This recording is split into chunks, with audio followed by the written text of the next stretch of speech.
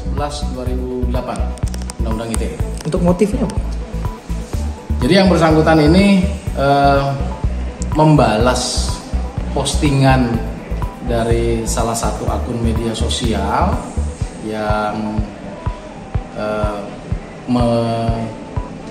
Jagat dunia maya pernah dihebohkan dengan pernyataan seorang pria, Joseph Paul Zhang, yang mengaku sebagai Nabi ke-26. Pernyataan tersebut disampaikan melalui forum diskusi video berjudul Puasa Lalim Islam.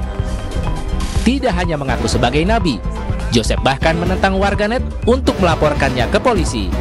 Bernama Galih Noval Aji Prakoso atau Galih Los ditangkap Polda Metro Jaya usai salah satu konten yang dianggap mengandung unsur penghinaan agama.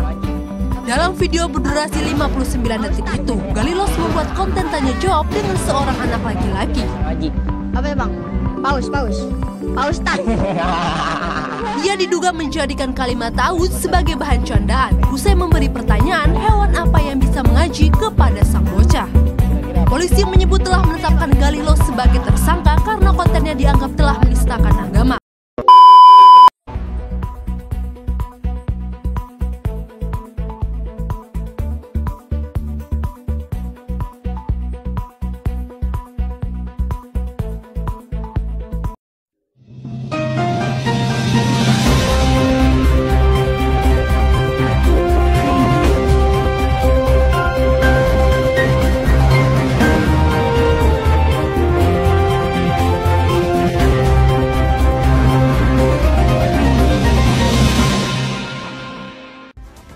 Ke informasi yang pertama, selebgram Kota Medan Ratu Entok dianggap atau ditangkap Polda Sumut di kediamannya di kawasan Kecamatan Medan Marelan, Kota Medan, Sumatera Utara atas dugaan penistaan agama. Di fakta selanjutnya, seleb TikTok Galih Los diamankan polisi lantaran kontennya yang dianggap menistakan agama.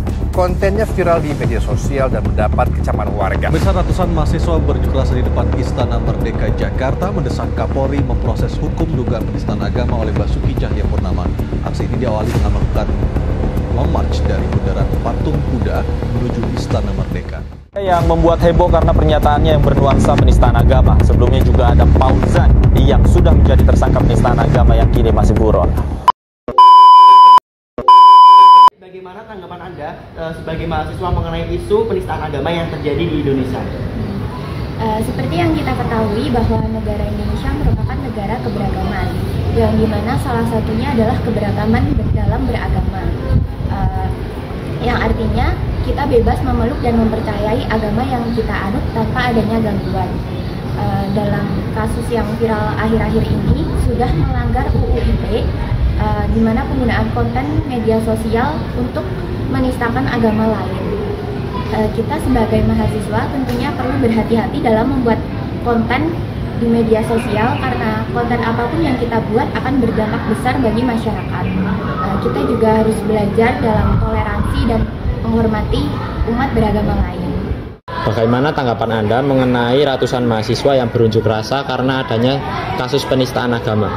Nah, menurut saya sebagai mahasiswa seharusnya kita itu jika ingin menyampaikan pendapat atau ingin menuntut tentang kasus penistaan agama ini, seharusnya kita melakukan semua itu dengan damai atau tetap menghormati nilai-nilai ketuhanan. Karena seperti yang kita tahu bahwa sila pertama Pancasila itu menekankan pada sikap saling menghargai antar agama yang beragam. Maka dari itu, jika kita sebagai mahasiswa ingin menuntut hak kita dalam beragama, sebaiknya harus dilakukan secara damai. Bagaimana pendapat Anda tentang kasus penistaan agama dari segi masyarakat? Pendapat saya tentang penistaan agama dalam segi masyarakat itu adalah sangat memperendahkan masyarakat karena penistaan agama sangat mengganggu kesenjangan sosial di masyarakat.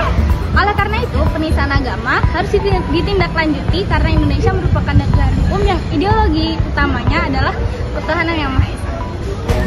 Menurut saya, penistaan agama adalah hal yang sangat tidak terpuji. Apalagi dari video tadi adalah seorang tokoh publik yang melakukan penistaan agama sebagai bahan bercanda. Nah, itu adalah salah satu contoh yang tidak mengamalkan Pancasila yang ke-1, yaitu ketuhanan yang Maha Esa. Karena poinnya adalah kita harus menjunjung tinggi nilai ketuhanan, karena agama adalah jalan atau aturan lurus kita untuk menjalani hidup. Terima kasih. video di atas dan juga pendapat dari mahasiswa dan juga masyarakat, kita mengetahui bahwasanya perbuatan penistaan agama adalah perbuatan yang sangat tidak benar karena telah melanggar norma Pancasila. Maka dari itu, kita sebagai bangsa Indonesia harus mampu menghargai antara satu suku dengan suku yang lain, satu bahasa dengan bahasa lain, dan juga satu agama dengan agama lain. Maka dari itu, kita sebagai bangsa Indonesia harus mampu menjaga toleransi itu agar tercapai bangsa Indonesia yang kuat. Salam toleransi.